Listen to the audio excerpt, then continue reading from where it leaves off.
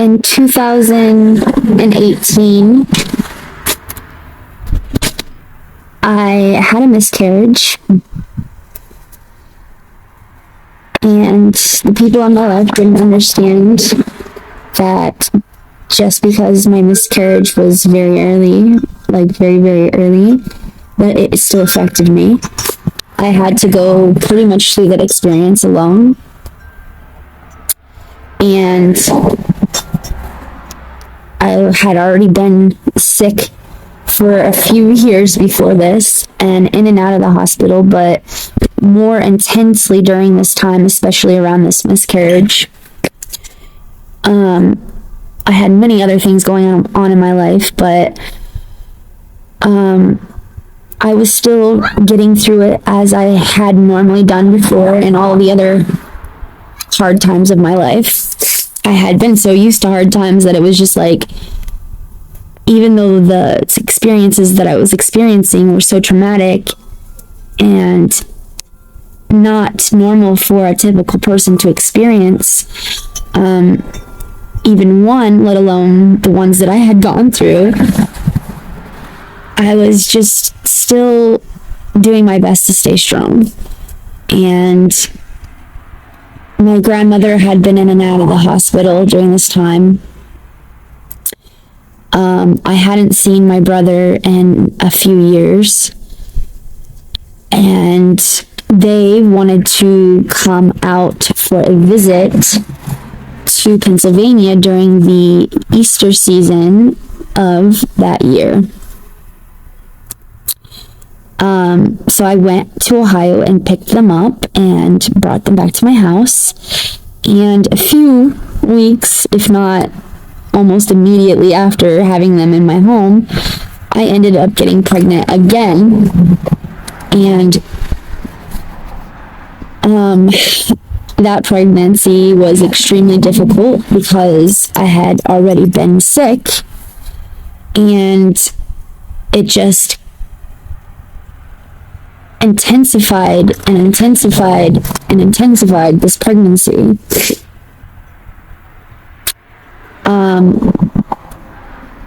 But during this time of being pregnant with my dad and my brother staying with us, I also was dealing with the fact that my brother and my dad were extremely addicted to heroin. And I had known that my brother had addiction issues, but I was being told by him that he was doing really well at this point in time, and that he was at a point in his life where he, even if he was doing something, he wasn't staying on it, if that makes sense. That he was just doing it more as a hobby here and there.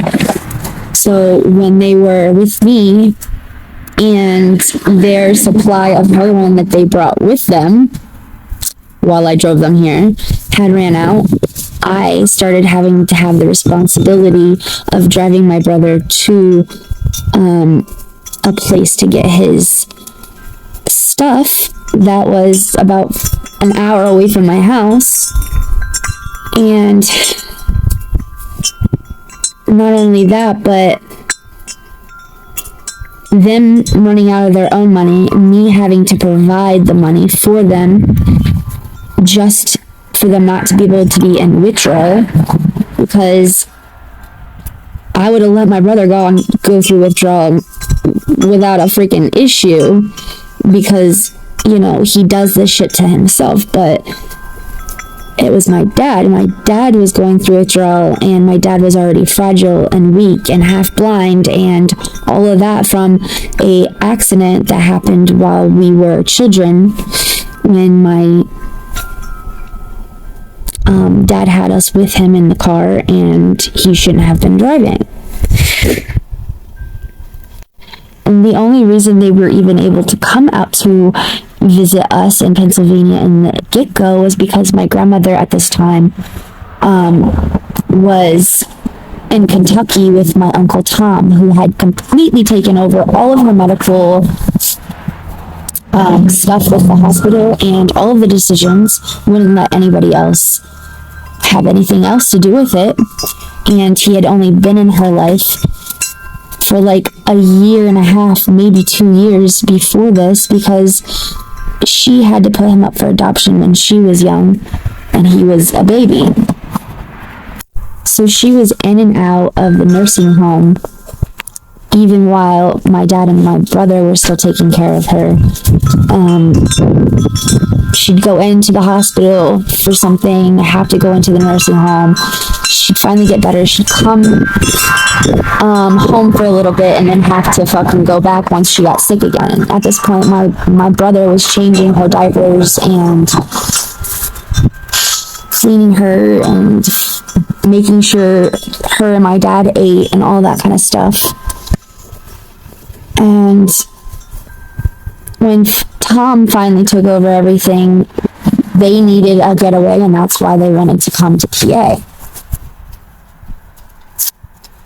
And while my grandma was with Tom, she just got increasingly worse, because now she was in a place that she didn't even know.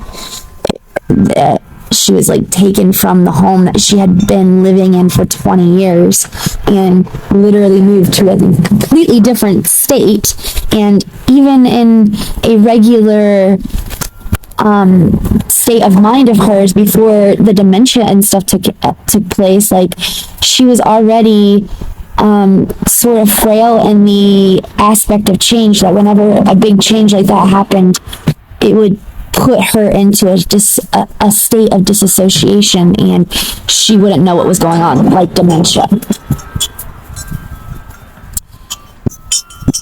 My dad, so like I'm angry with my brother that he has gotten my dad addicted to heroin, and my dad can't get this shit for himself, so now I have the responsibility to get heroin for my dad just to make him be able to feel okay and not like he's dying.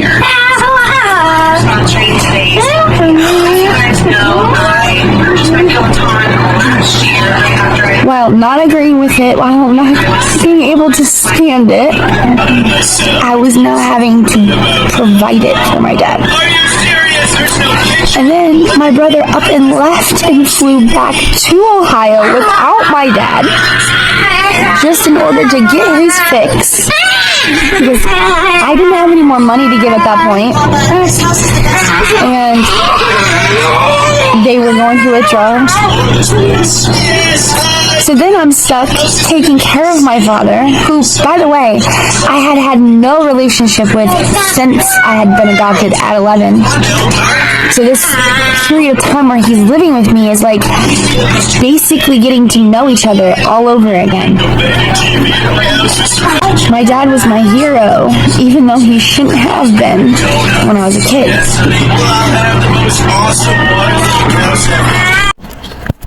So while I'm taking care of my dad, who's addicted to drugs that I can't stand to be around because of my childhood wounding and other things, I'm getting to know him again from the first time ever since the time that I got to see him when I was 11. So I'm getting to know him while having to take care of him while he's on heroin. I realized that this man whom I've had this mindset about my entire life, you know, him being my hero, daddy's little girl, and just kind of idolizing him even through all of the bullshit, you know. I was idolizing this man who had molested me as a child and making excuses for him doing that thing because he was in an accident and he couldn't see very well and what have you, while hating my mother, who was also addicted to drugs, same as he was when I was a child, but she couldn't regulate as well as he could. So even though he was addicted to drugs and they were not too much older than each other, it was like a 6-year difference or something, she always acted insane. She always had to go crazy. She always had to go overboard. She always had to be dramatic and over the fucking top. And she was never there. She was always gone, doing whatever. I don't even know what she did half the time. While I was always with my dad. Well, he was there. He took care of me. He might have done this thing or that thing or that thing, and he might have tried to kill himself with all of us kids in the car. But somehow he was the better person because he was there.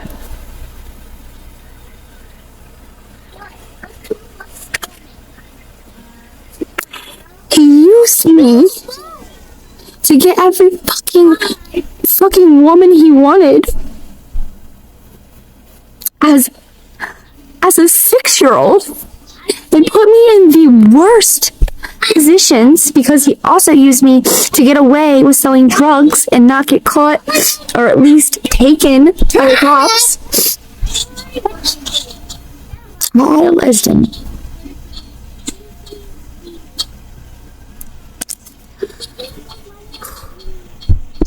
So I'm realizing that my idol is not the person that I thought he was. But he's actually one big ass child in an adult body who doesn't know how to have any type of responsibility. And the motherfucker can see when he wants to see, but he doesn't see when he doesn't want to see.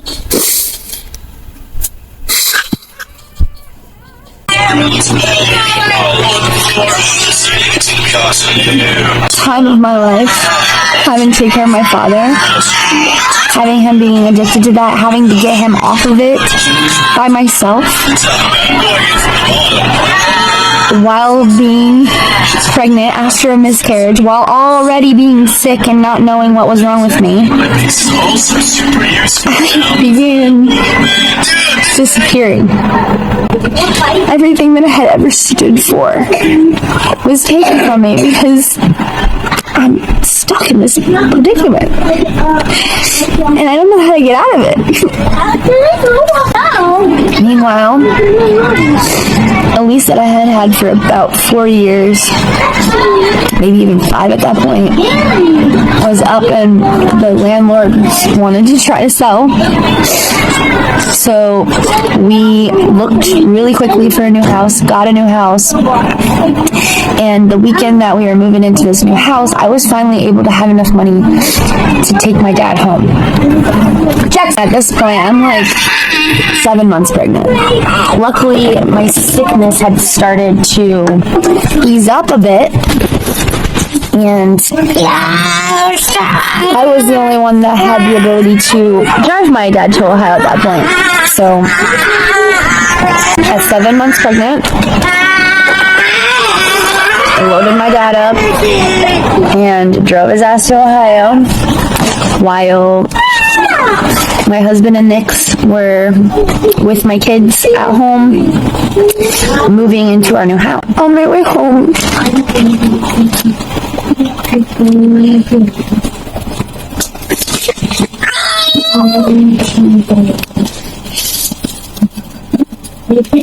had the news that my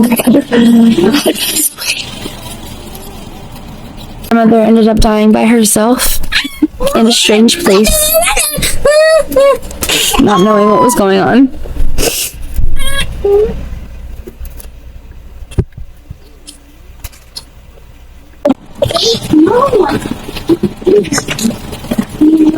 The one person who had always been with me, who had actually truly loved me, who didn't use me to get the things that they needed, who didn't pretend to love me and then just have nasty motives in the background. The one person ever in my life who had been in the world and had cared about me for me was gone. Watched me grieve completely alone. None of them offered support. None of them seemed to give a shit. I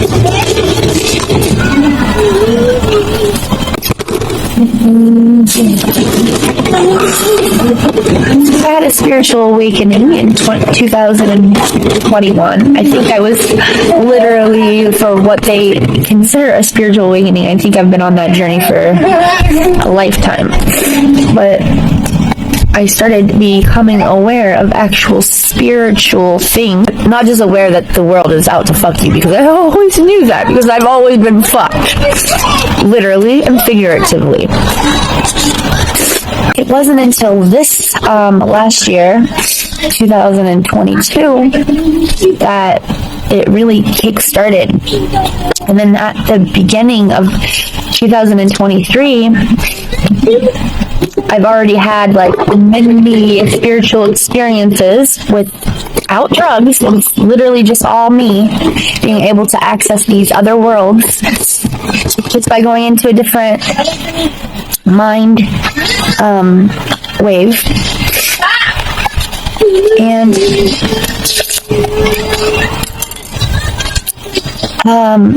in 2023, Spirit started out the year having me research parallel dimensions and parallel universes and dimensions and all that have you. Spirit's teaching me all these things, making me do the work by researching and holding me accountable by making me stay present, making me understand, but not just do the research and know logically, but actually understand and feel each and every step of this process.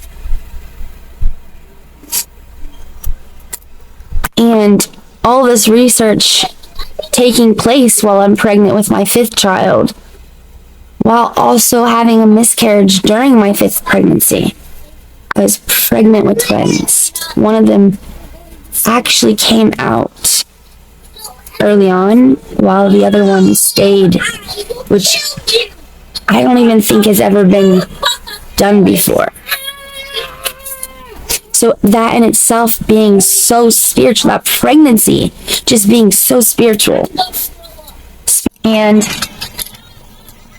after having to start the research on the parallel universes and the multiple dimensions and what have you, Spirit wanted me to go back and start researching all over again. What's the difference between identity and personality disorders to what we consider spiritual? You know, like, what are the differences between these mental disorders and what's actually happening in the spiritual world? And so, like, I started researching that, and honestly, there isn't a difference. The only difference is things like schizophrenia is when in the spiritual process, we're not able to regulate our emotional and nervous system.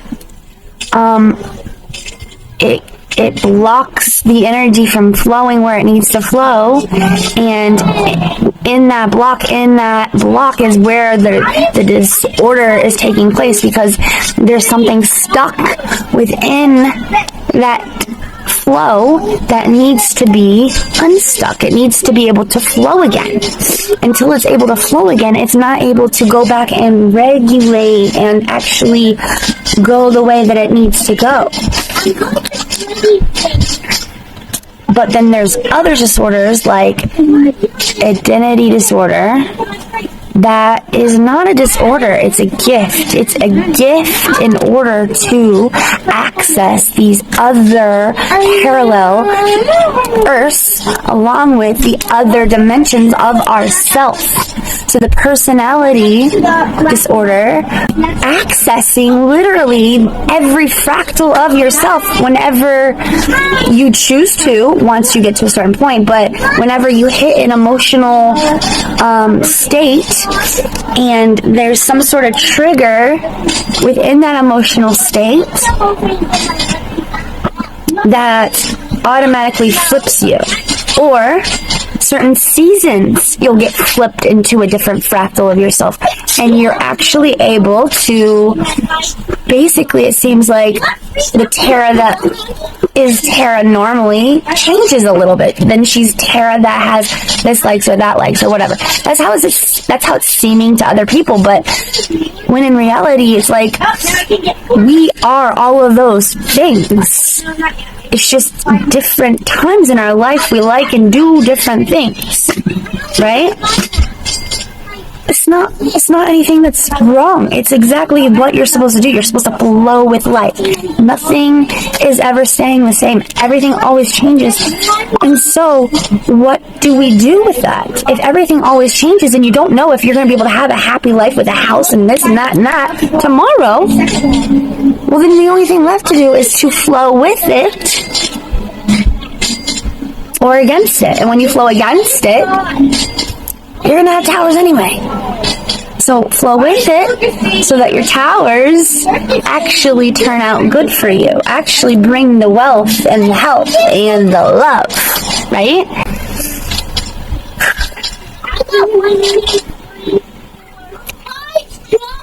The identity disorder is just literally, it's like accessing different lives within your blueprint, the blueprint that you have as a soul or a spirit and a soul. You're accessing the blueprint of you, and you're able to switch into the other things.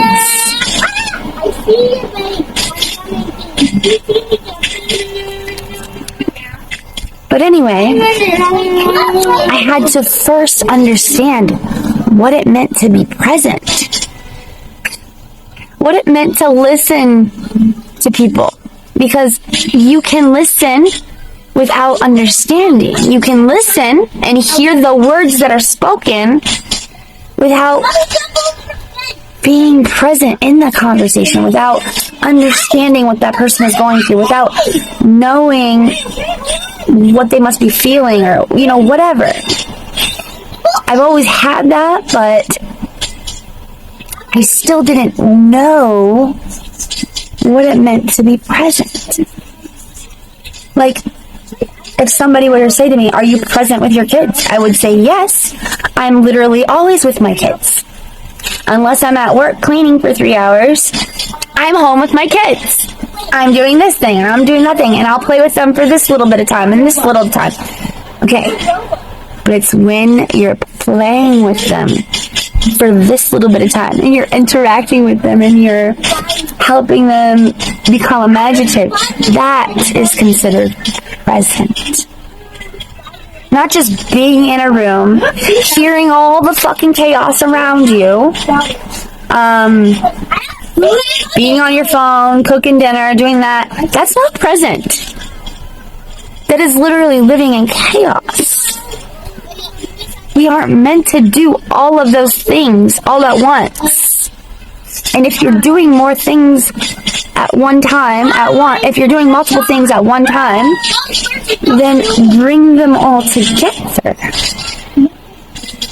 So if you're cooking dinner and your kids are with you and you need to be present, you want them to know that you love them, you care about them, you're wanting to help them grow, bring them in on this activity.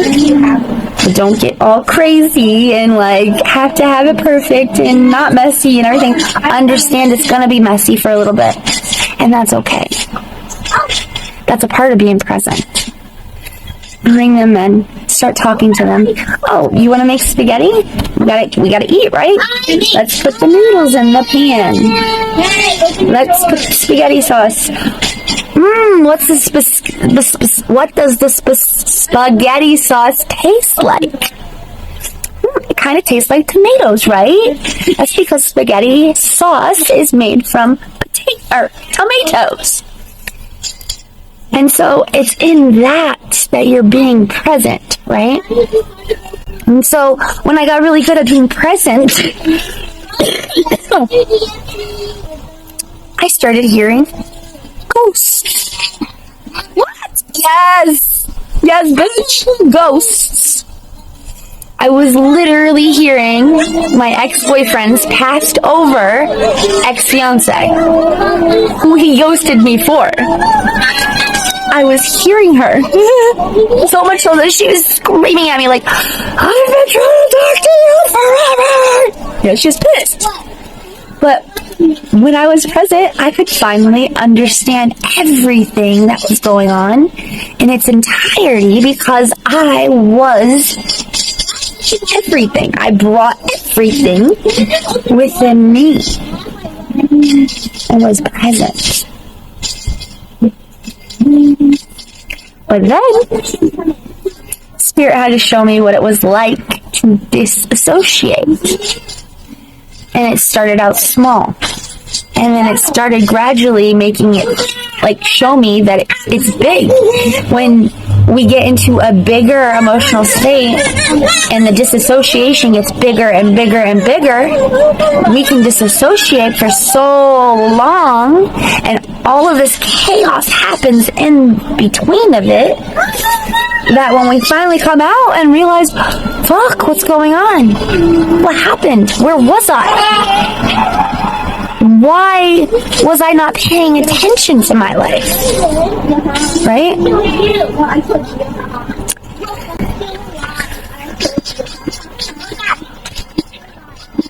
And Spirit allowed me to see this.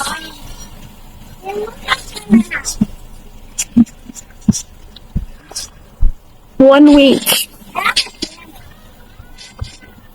before that ex-boyfriend, whom I was hearing his ex-fiance who had passed over, his fiance's ghost,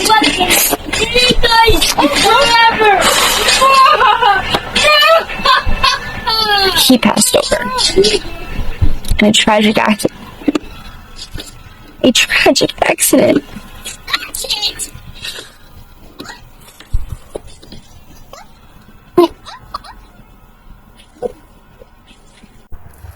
So I sat here in his bathroom and so happily and proud of myself, I explained to you guys that for the first time in my adult life, I had gone through a spiritual situation.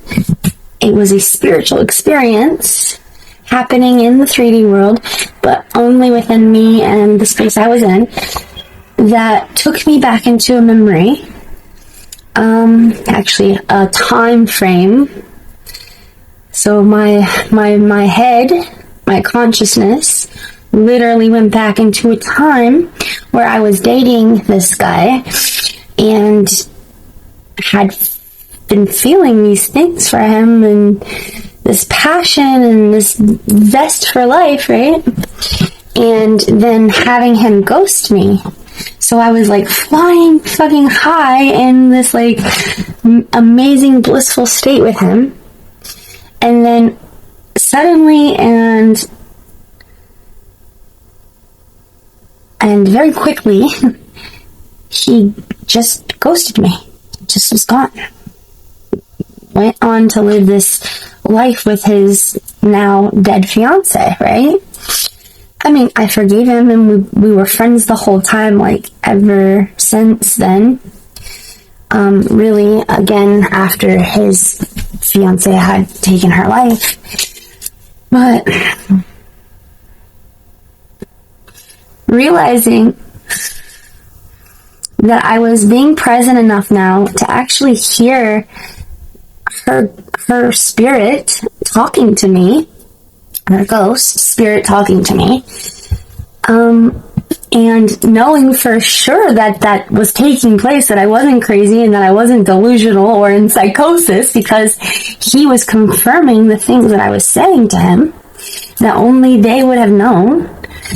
And then that week telling you guys how I was able to go through this really intense spiritual experience of actually being taken back. Like, she literally took me back into the memories of that time that I was with him, and so happy, literally making me feel his fingers on my body and stuff, right?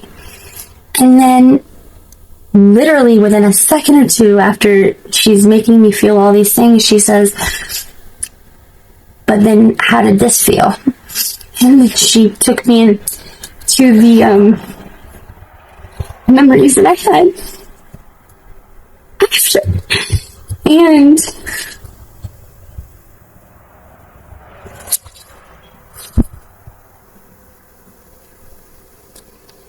showed me what it was like to disassociate, right?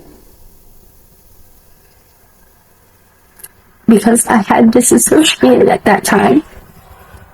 And she showed me what me being in a state of emotional chaos and disassociation while still making decisions in my adult life turned into.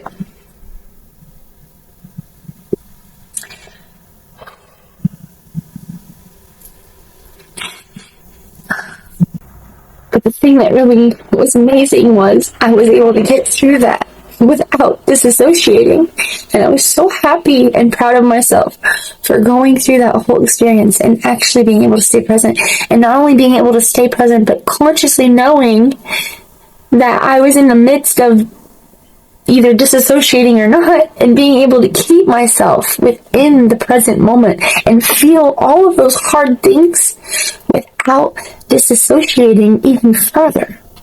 Because when you disassociate, especially when you're used to being in these states of disassociation and you stay in them for long periods of time, they're taking us into the lower fractals of ourselves, the lower consciousness of ourselves. So the times in which you're operating out of a bad mindset, out of a life is about me, or oh, woe is me, everybody should feel sorry for me, that kind of bullshit. Those are lower fractals of ourselves.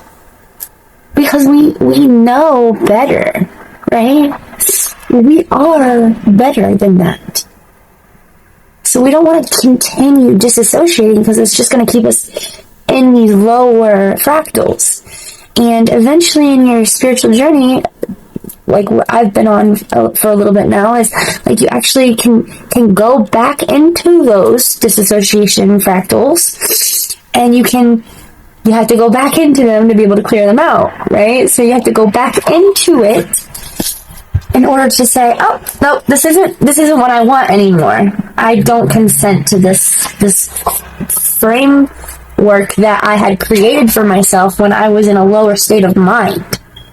So I'm going to close this out and integrate it back in with the whole version of me in order for us to get to our highest fractal, in order to live our ultimate soul designed path, passion, and purpose, right?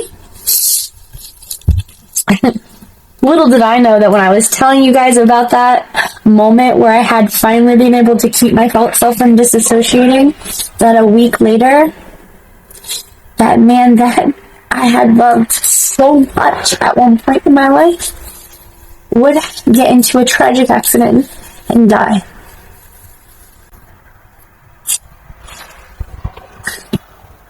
Causing me to disassociate back into many fractals.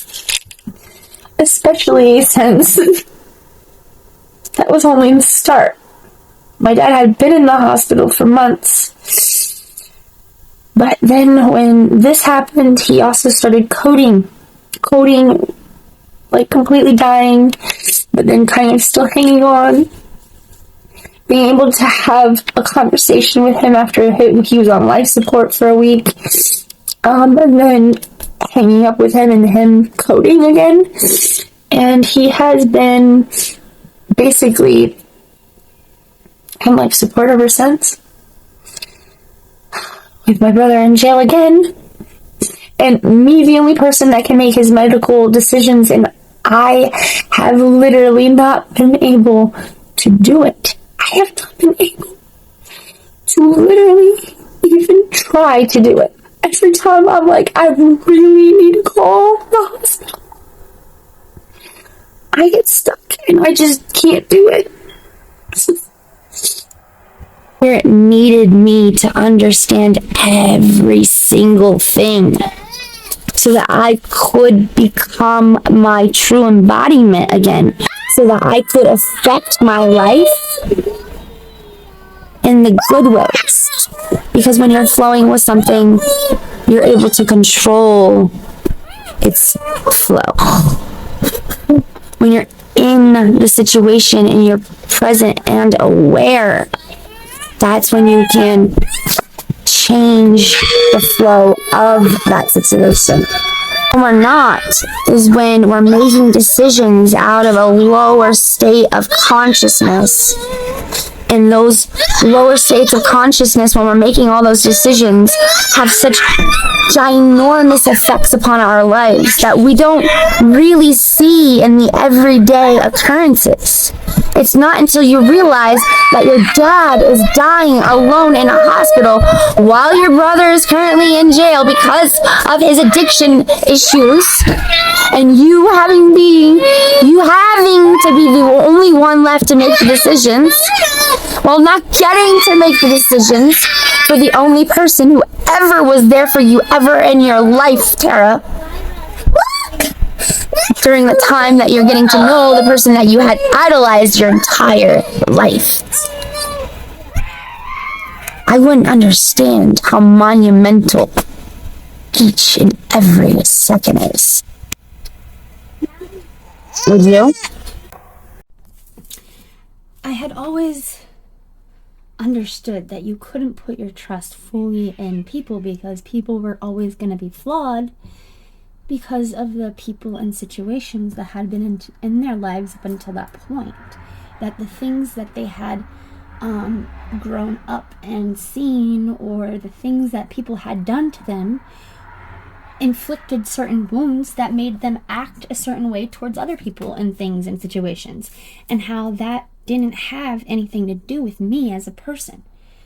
Even when feeling the hurt from those things that those people were doing, I still always knew how things worked. I could never understand how a person could hurt somebody on purpose. I could never rationalize in my brain how anyone could do anything that they knew was going to hurt that person with the purpose of hurting them. And I had always known that at any given time in my life, or circumstance that was going on, or person that I was with, I always knew that there was no point in trying to be the victim, because I could always point out exactly where I had done something that would produce karma, would produce a certain thing to counteract what I had done, right? So I understood why people did what they did, and I understood that the things that I received from people were probably due to karma from this thing or that thing that I had done in the past. But what I didn't understand, and what I didn't realize that was actually worse than either one of those fucking things, no matter how bad those things might have been, is when you become stagnant. When you become stagnant and don't move or flow whatsoever in any direction, forward or backwards, when you're stuck in the same place that you're in and just don't have any growth or decline, that's what the universe hates the most. That's when your life is destroyed from bottom up. That's when literally you'll have nothing left until you turn and fucking realize that you can't do that. You need to have some sort of growth or some kind of decline. You need to always be flowing. You need to always be moving. If you're stagnant, that's when you die. And that is why I had my spiritual awakening in 2021, because that's when I had, at that point, literally, I was no longer just kind of stagnant. I had been completely stagnant. I was just completely gone. I couldn't rationalize anything anymore. I couldn't rationalize why people were doing what they were doing. I couldn't rationalize why I was letting them do these things to me and destroy and fuck with every boundary I've ever set for myself, while being firm in my boundaries normally. But then it just gradually started dissipating, and my foundation would just literally, one brick at a time, I would just let somebody take my shit. And then I would just always make an excuse, like, oh, I must have, done this thing to them or whatnot. But when I got to the point where there was nothing else I could say, I must have done this, I must have done that, it became, okay, well, the only thing left is my appearance. The only thing left is that people consider me good looking. And then it seems as if because I look this way, they automatically judge me. And because they automatically judge me, they automatically hurt me, and then have to lie and hide that hurt, because at some point they realize that I'm not the person they thought I was. And then the foundation of that thing is already so fucked that at some point it's gonna unravel.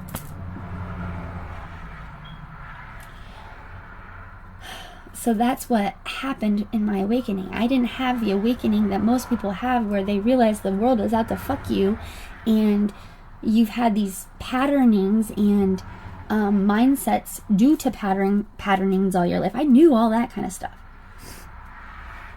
I knew I wasn't a victim. I knew I had done things that caused karma and so on and so forth. But when I gave up completely, when I just didn't know what else, it was about my body. And my body then became, I need to regulate not only my emotional, mental, but my physical. I need to regulate it all and bring all of it together in order to be my full embodiment, in order to affect the amount of change that I want to affect in this world, not only in myself, but in other people. And that's when I started this process of incorporating all of the things into me, into myself. I was bringing everything that was in me outside of me, and then wondering why I didn't feel good. I never had the ability to be selfish because I never got that chance. From the very start, as a Feel to Thrive baby, the world was never about me. It was always about everybody else. And not only that, but it was about everybody else and how I made them do these things. So when those two things were no longer real to me, when those things weren't making any more sense, it became me. I got to love me. I never learned how to love me. Nothing in my life has ever been about me.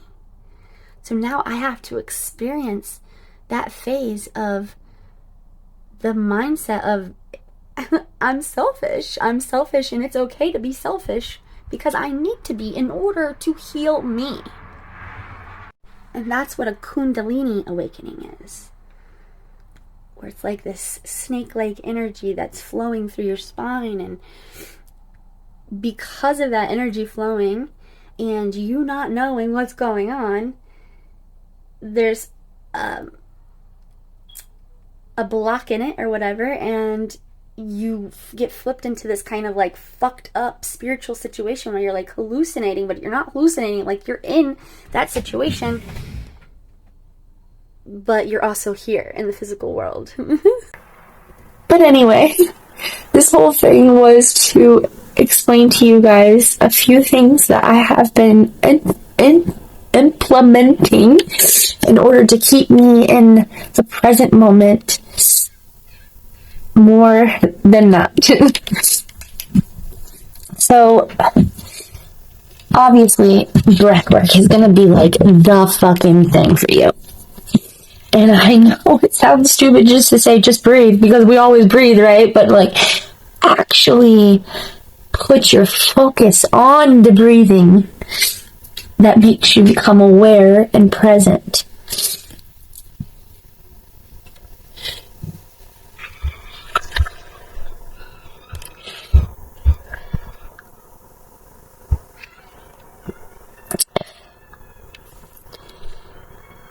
if you're getting a lot into the possibility of disassociating, or you're even starting to disassociate, and you can feel yourself going into a lower fractal, you can stop it in the process by just thinking of anything that's an opposite of what you're feeling, basically. So if you're feeling like overwhelmed, you can say, I know I'm feeling overwhelmed, but just because I feel it doesn't mean I need to experience it.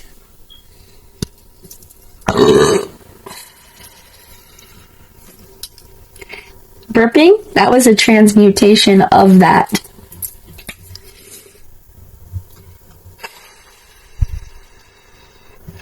You can open your eyes and you can look directly in front of you at anything that's in front of you and call it out. Like, just speak it aloud.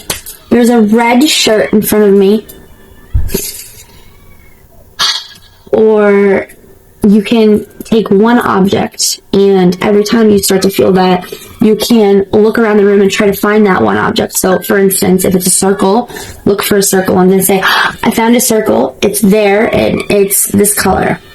Or look for a clock, anywhere there's a clock in the room, and then speak the time of the clock. Also, another thing that you can do is always have a workspace available for you, so that whenever you get really overwhelmed or anxious or just aren't feeling like yourself, you can go sit down at your workspace and just fiddle around doing God knows what kind of stupid little hobby you have.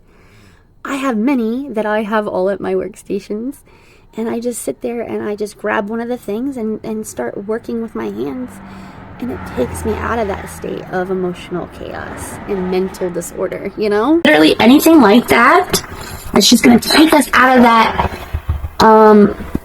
that mind frame of switching into that fractal. Once that's interrupted, it's like a glitch in the program, and it makes it stop for a moment, and you can then come back into your awareness, your fullness, your embodiment. You can be in your body and not out of it. Or you can feel for your heart. When you put your hand on your heart and feel the beating, feel the vibration from your heart, which is the true brain, then we can realize that everything is going to be okay. It's all going to be okay. Even when it's not presenting as okay in our physical world. Hope that helps.